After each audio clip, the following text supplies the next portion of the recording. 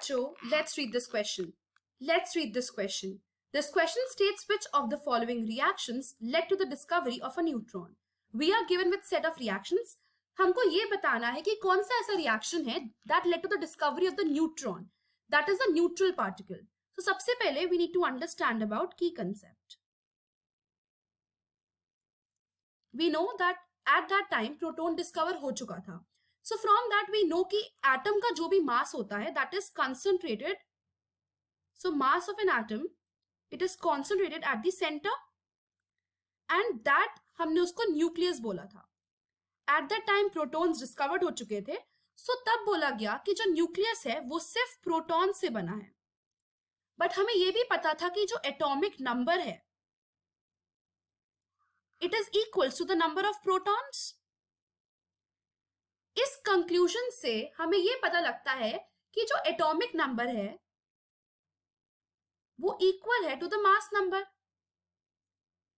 But this is not the actual reality. ये reality में नहीं हुआ क्योंकि एटॉमिक नंबर और मास नंबर सिर्फ हाइड्रोजन एटम के लिए इक्वल थे, not for other atoms. So for other atoms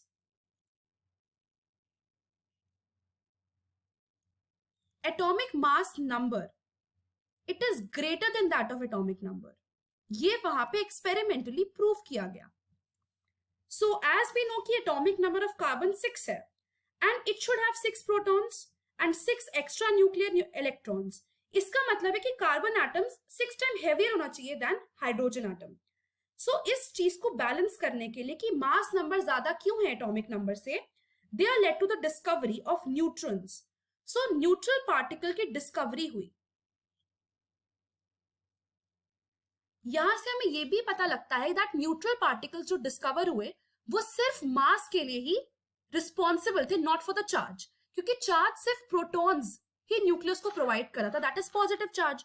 so neutral जो भी पार्टिकल्स थे दैट आर डिस्कवर्ड एंड उसको हमने न्यूट्रॉन्स बोला. सो हमने पॉजिटिव चार्ज को ऑलरेडी बैलेंस कर दिया था इलेक्ट्रॉन से, that is surrounding the atom, and neutron particles they are discovered by Chadwick. So it is discovered bye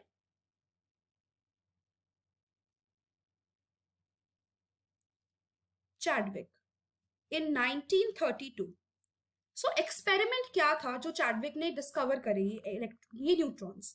So basically इसने बॉम्बार्ड कराया thin sheet of beryllium element को. So इसने एक शीट ली beryllium की और उसने अल्फा पार्टिकल्स को bombard कराया.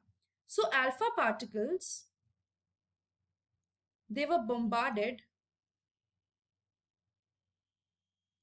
किस पे? बेरिलियम की थिन शीट पे, एंड बहुत रैंडमली बॉम्बार्डेड कराए.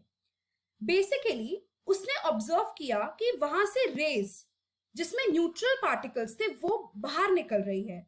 सो रेज आ रही थी for neutral particles,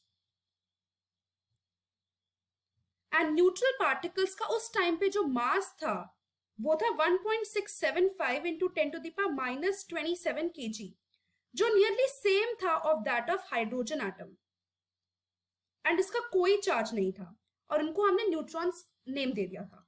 now let's understand कि क्या क्या रिएक्शंस हुई हैं in the experiment. So if we need to understand about reactions, so reactions were सबसे पहले बेरिलियम की थिन शीट थी. So beryllium 9 mass number and 4 atomic number, it is reacted with helium. We know that helium के पास 4 as a mass number होता है and 2 atomic number. So it is an alpha particle.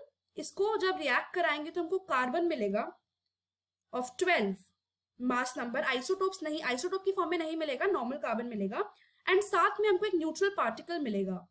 This is a neutron. This is the reaction which is responsible for the given experiment. So neutron एक subatomic particle है जिसमें mass 1.67 into 10 to the power -27 kg है, that of hydrogen atom with no electric charge. And यहां से हम ये भी conclude कर सकते हैं that nucleus it consist of protons and neutrons, जिसको हमने कलेक्टिवली न्यूक्लियॉन्स बोला है. Hence, the right answer or the final answer to this question, it is option number C. I hope you understood it well. Best of luck.